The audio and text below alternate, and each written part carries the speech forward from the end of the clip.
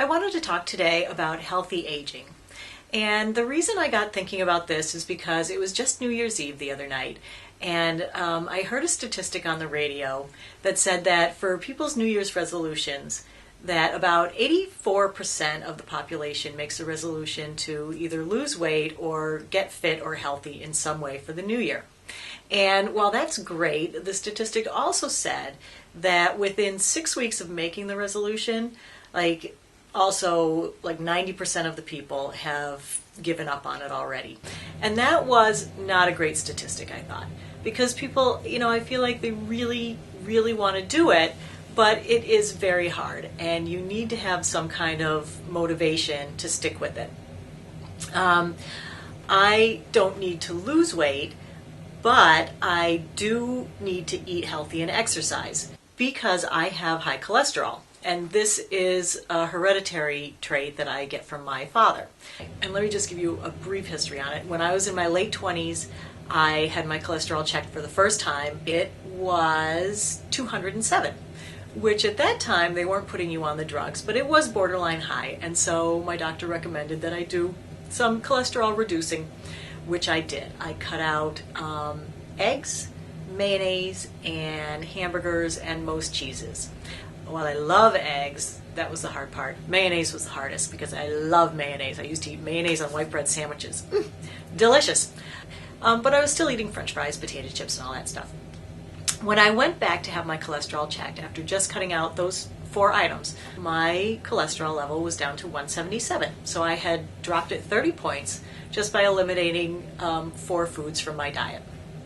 So that was great. I was 45 when I went back for my next blood workup. And that one, my cholesterol came in at 198. So it had crept back up. So I said, well, let me just, cut out some more stuff and see if I can bring it down some more. Well, that was 5 years ago, and I didn't have it checked again until early December. But in that 5 years, I decided to really take my my diet seriously. Because while all that stuff is super delicious, it really is not good for you. I cut out French fries, potato chips, butter, whole milk, red meat, hamburgers, cheese, all cheese pretty much, except for the occasional slice of pizza. And you're probably sitting there watching this going, oh my God, well, what do you eat and what's fun? There's actually a lot to eat that is fun and good. I love healthy things. I love salad. I love apples. I've tried some new things like quinoa. I like that. And while it is hard to do, it's hard. I'm not saying it's easy. When I'm sitting in a restaurant and everybody around me is eating like curly cheesy fries and they smell so good, and really it's hard to resist. But I think about I try to get a mental image in my head of the oil, like, when you used to save grease after you cook bacon in a jar under the sink? My mother used to. Anyway, I try to get a mental image of that. That is what is going into your body if you eat, bacon, French fries, cheese. And it does not just go into your stomach, it goes all through your body. And so after 5 years of trying to be super diligent about it, I just got my numbers back and my total cholesterol is 179. So I was able again to bring it down 20 points into a really good zone, which does not mean that now I can stop doing what I've been doing.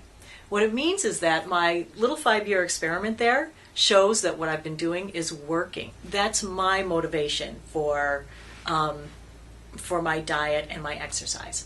So, I'm just trying to explain that, whatever your motivation is, cholesterol, high blood pressure, too many extra pounds, if you've resolved to lose weight or to hit the gym or to eat healthy, you have a reason that you decided to do that. For whatever it is, you have bought bigger clothes this year. You don't like how you look in the mirror. You had to run up a flight of stairs and you were out of breath. Whatever the reason is, you made a resolution, you decided to do it, and it's important to try to keep it beyond those 6 weeks. Because I feel like you can really make a difference in your life going forward. And I think that's what people lose track of, is the big picture. I think it's important to look at your life for the next, 20, 30 years. Now, I just turned 50, and so I feel like unless I'm living to be 100, the majority of my life has gone by. I probably have, 20 good, and then maybe another 10 or 20, really old person years left.